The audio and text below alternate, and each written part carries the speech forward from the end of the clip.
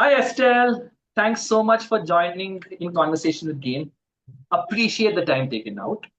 So let's begin. Estelle, tell us something about yourself.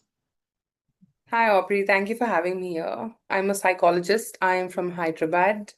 I work with people from different cultures, women, men, young adults, all across different walks of life. So, Yes. I mean, where did you grow up? In Hyderabad. I've been here since the time I was born. Yeah. And you've been part of any Anglo-Indian groups, associations? Yes, I am currently part of the new Anglo community, which was founded by my grandmother, Lawrence Scanlon.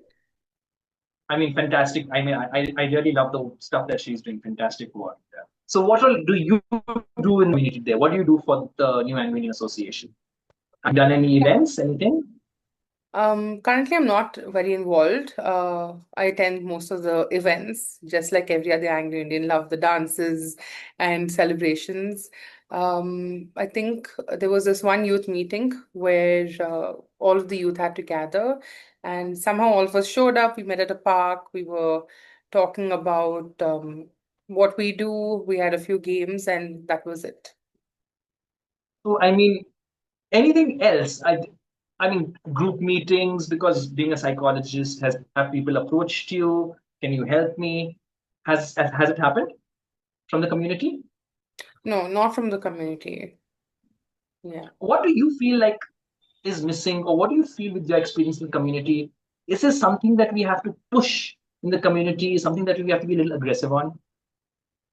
I think definitely we need to push. I mean, speaking for myself also, I really needed that push to have this conversation here, and I think not every Anglo-Indian, at least a few of them who I've met or interacted with, most of the Anglo-Indians, trying not to generalize, but yeah, it's all about showing up for parties, events, dances. I don't think people want to take the pain or try and make initiatives. I think that's where the struggle is, and a lot of politics is what I've noticed. Like if someone is trying to do something for the community, if you're suggesting something, try and show up or help in some way and not bring them down. I think that's something that I've witnessed, and I think we need to work on those areas. Yeah. You feel kind of there's a lot of problems when it comes to pulling one back. Yeah, maybe. Mhm. No, I understand because a lot of people have said the same thing. Now, when it comes to the youth, right? What do you think is missing that we can bring more youth in? Because I keep hearing this, right? That the youth is missing, the youth is missing. How do we bring the Anglo-Indian youth back? So, what do you think is missing there? Mhm. I think some motivation. Like I've seen a lot of us youth, including me. I think we're a little laid back, knowing that okay, fine, the elders are taking over, and so it's going on. And I think we're not thinking about how we need to step into their shoes and take it forward. Like we always know there's someone else who's going to do it, being a bystander. I think that's what is coming in the way, and we need more of young individuals, more people like you who'll pull us out and say, okay, come on, let's do something. How can we do it? What can we do? Yeah, I think that push is required. No, but for a push, sometimes a lot of people also ask, but there's no push, right? So, do you have people come forward and ask, I need help. How can you help me? Has anybody come forward with this? With youth, I don't think I've heard of any, or I haven't, even though I've needed help so many times. Um, No, with youth, I don't think so. Sometimes I do notice on the groups, some people say I need some financial aid with my grandson's schooling or anything like that, or groceries, things like that. But I don't think I've seen youth, at least I've not heard of. So I'm not sure if it's going on or it's not going on in the open. I'm not very sure. Now, using your psychology background, right? So, we're going to have a little bit of a case study here, right? Mhm. Is what do you think that we from Gain should do? How should we kind of approach the community, approach it from your point of view?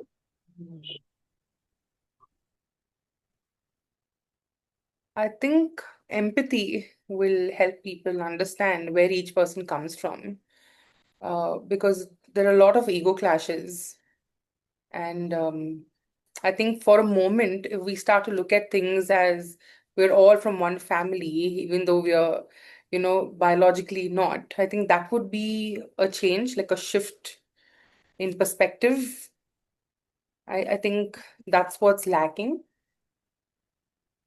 So I mean, uh, but then again, a lot of people, until we keep pushing them, they don't come forward, right? So being, could we be a little sweetly aggressive in a way? Would that be something we can look at? Sweetly aggressive. Aggression is aggression. Um, I don't know. I think maybe reaching out to folks individually and letting them know. I think that extra mile that we have to go, I think that could be one step. Because Okay. when it's put out there generally, um, sometimes we look for what's in it for us, right? So I think trying to gain the individual's confidence, speaking to them individually, reaching out and genuinely showing that we care, that we are here if you need anything, reach out to us. I think that would help. So kind of a personal touch to each Yeah, individual. yes. Mhm. Now, here's the thing: is how could you help gain? Is there any way that you could help gain, and how can gain help you? Hmm. Right now, I'm thinking I could use my profession as a space, uh, to be open to having clients from the Anglo-Indian community. I can share one experience when I was working with this organization. It's not a clinic, but it's a space where, you take therapy sessions, and I was a therapist there.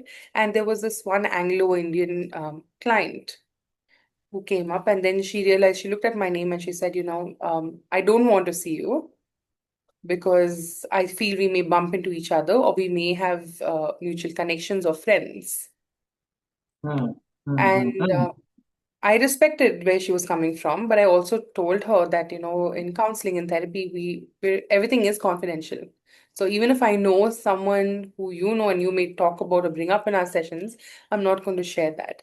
So I think using my expertise for the community, even if I know or don't know people, I think I'm still going to be open and still going to vouch for what I can offer for the community to have more of our people.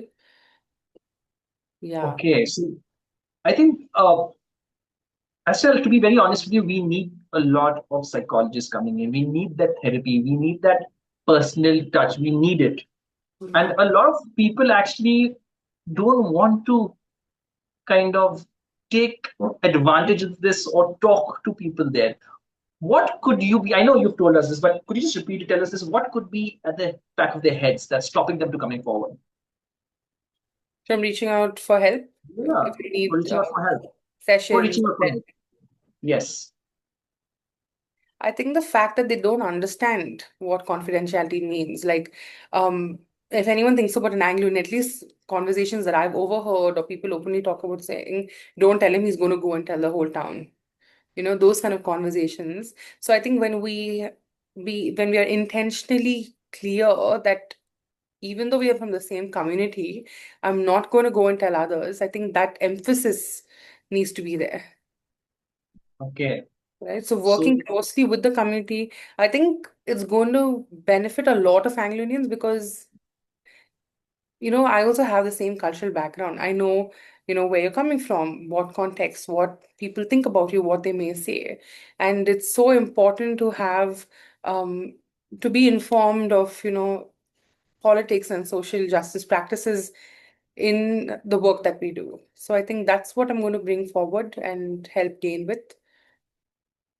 the reason being this is so important is a lot of people have also asked, are afraid to come forward for counseling, right? Be it, career wise, or be it marital their problem, or be it, to help their kids do so, right? So there's one way that through game we want to get more kids, you know, help that way. It's we have to have, because we are looking to work with people like you who can provide these really important, framework and platform for these kids, right? Now, what can we do for you? Mm.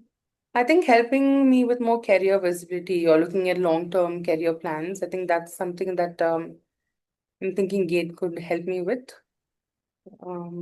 Yeah. Mm. Anything else? So it's basically career. Yeah, career, and I think if my career set, I'm not saying that okay, get me a job, but show me pathways or let me look at what options I have as an Anglo-Indian, wherever, anywhere in the world or in India. I think that would help me and yeah, help my family too.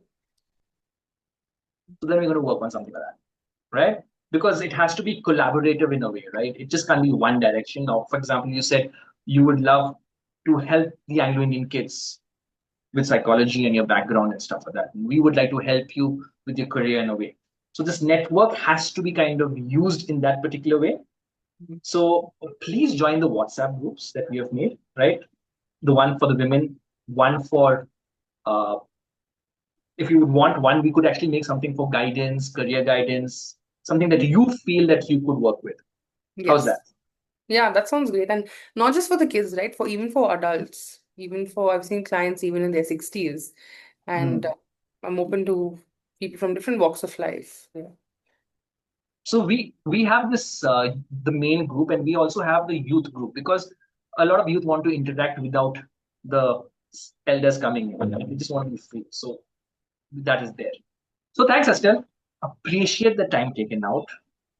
Fantastic conversation, right? Learned a lot, and thanks, right? Bye, Thank you Estelle. so much, Aubrey. Bye bye.